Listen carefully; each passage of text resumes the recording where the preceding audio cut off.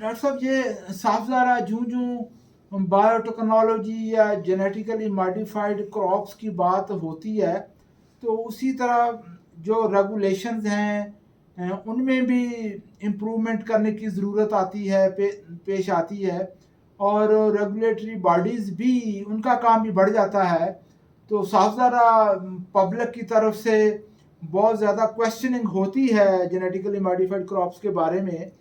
تو کیا جو پاکستان کا جو موجودہ ریگولیٹری سسٹم ہے وہ آنے والے سالوں کی، آنے والے وقت کی ریگولیشنز کے حوالے سے کوئی ضروریات پوری کر پا رہا ہے یا نہیں پا رہا، اس پہ بھی کوئی کام ہو رہا ہے یا نہیں ہو رہا؟ چونکہ میں سمجھتا ہوں کہ جب تک کوئی ریگولیٹری فریم ورک نہیں ہوگا effectively to deal with the genetically modified crops، تو پھر جس طرح آپ کو کویسچننگ ہوتی رہی، آپ کو جو سچویشن فیس کرنا پڑتی رہی، پھر تو جو بھی آدمی کام کرے گا اس کو وہ ساری سچویشن فیس کرنا پڑے گی. آپ تو پھر بھی چلیں ایسا ایسا لگے رہے اور کام کرتے رہے، لیکن ہو سکتا ہے کوئی ایسے بھی بندہ ہو سکتا ہے جو جلدی اس قسم کے کویسچننگ سے فیڈ اپ ہو جائے اور کام کرنا چھوڑ دے. مجھے تو لگ رہا ہے کہ اب ایسی سچویشن ہی پیدا ہوئی ہے، کیونکہ جو ریگولیٹری فریم ورک ہے میں سمجھتا ہوں کہ وہ ہمارے سائنٹسٹ کو سپورٹ نہیں کر رہا، وہ نہیں کر رہا. اس کو چاہیے کہ جو ریگولیٹری فریم ورک ہے وہ اس کو چاہیے کہ وہ جو بھی سائنٹسٹ جینیٹیکلی ماڈیفائڈ کراپس کے اوپر کام کرتے ہیں ان کو سپورٹ کرے، ان کی رہنمائی کرے، ان کو اپریشیٹ کرے، نہ کہ ان کے لیے رکاوٹیں پیدا کرے. یہ چیلنج، اس چیلنج کو آپ کیسے دیکھتے ہیں آج کل کے دنوں میں؟ میں یہ سمجھتا ہوں کہ آپ نے کہا کہ سپورٹ نہیں کر رہا، میں نے کہا بلکہ یہ آپ کہہ لیں کہ میرے زمانے میں تو یہ ایگزسٹ ہی نہیں کر رہا تھا.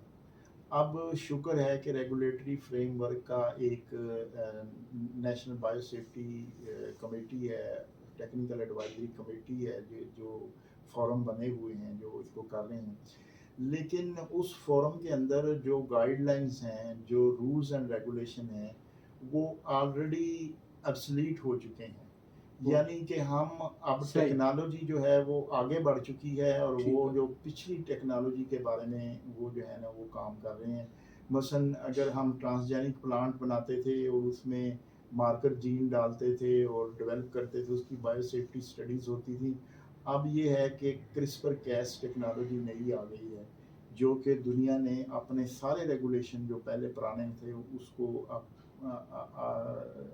اپڈیٹ کر لیا ہے، اس کو موڈیفائی کر لیا ہے، اور ہم ابھی وہیں کے وہیں ہیں کہ ہم نے اس میں وہ انکارپوریٹ نہیں کیا کرسپر کیس ٹیکنالوجی میں. آج اگر ہماری کوئی لیبارٹری کرسپر کیس ٹیکنالوجی کی مدد سے پودا بنا کے مارکیٹ میں لے آئے تو ہمارے پاس کوئی فریم ورک نہیں ہے جو اس کو اپروو یا ڈس اپروو کر سکے.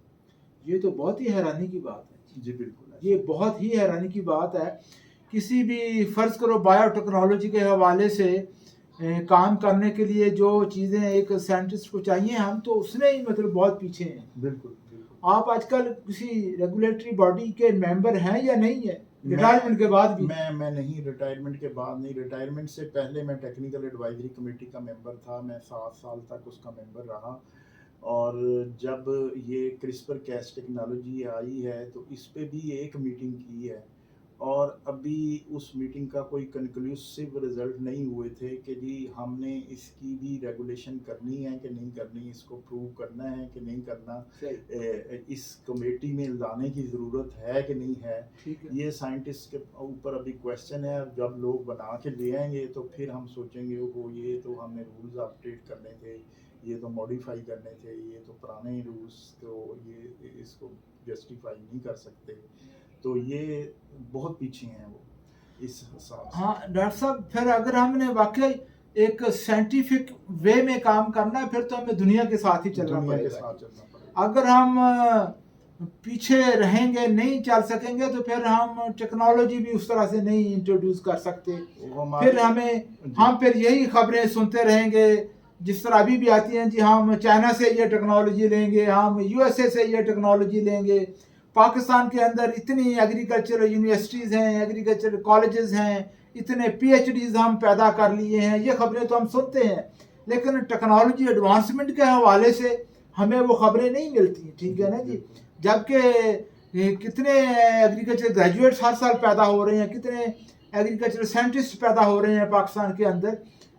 تو حالانکہ میں سمجھتا ہوں کہ ضرورت تو اس بات کی ہے کہ جو دنیا کے اندر ٹیکنالوجیز جس طرح اس میں ایڈوانسمنٹ ہو رہی ہے، ہم بھی انہی کے پیرلل چلنے کی کوشش کریں تو پھر ہم پاکستان کے ایگریکلچر کو ڈیولپ کر سکیں گے.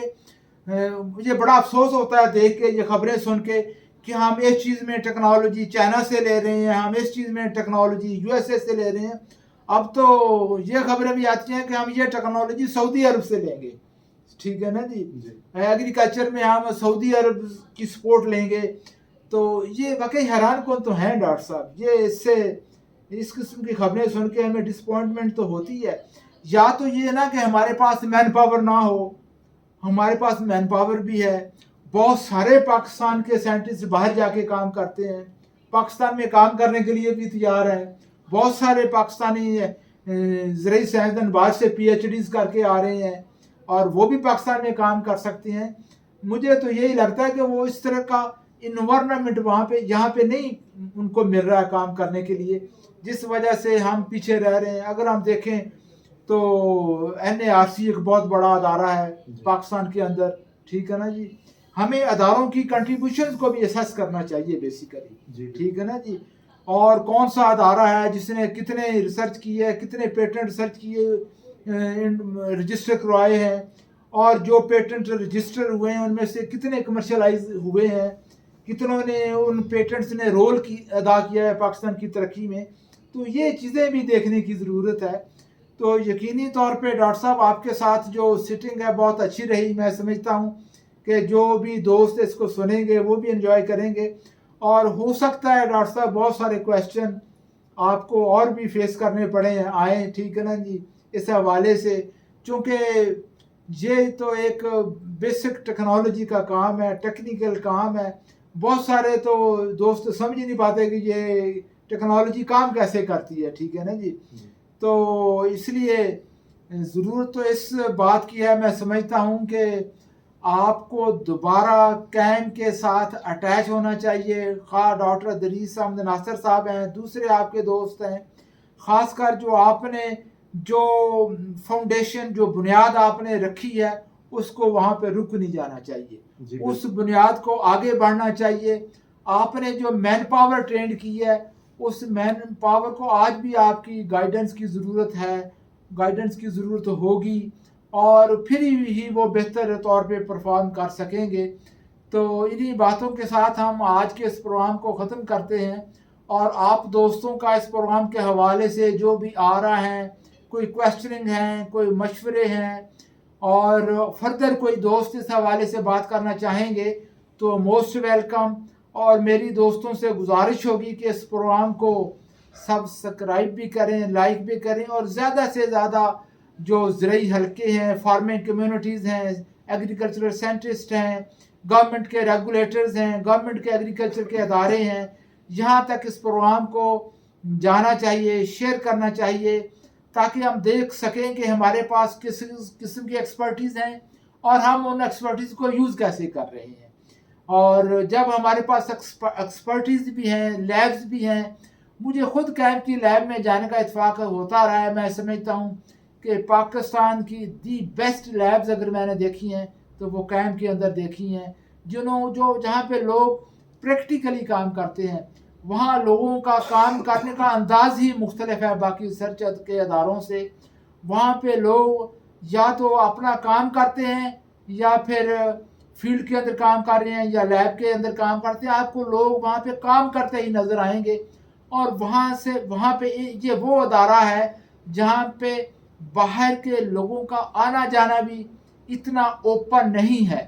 صرف جو کسی ریسرچ پروجیکٹ سے ریلیٹڈ لوگ ہیں وہی وہاں پہ آ سکتے ہیں.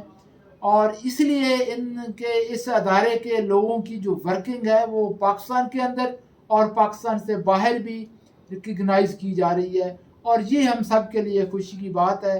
اب سب سے بڑا چیلنج بھی یہی ہے کہ اس پروگرام کو ہم کیسے کنٹینیو رکھ سکتے ہیں.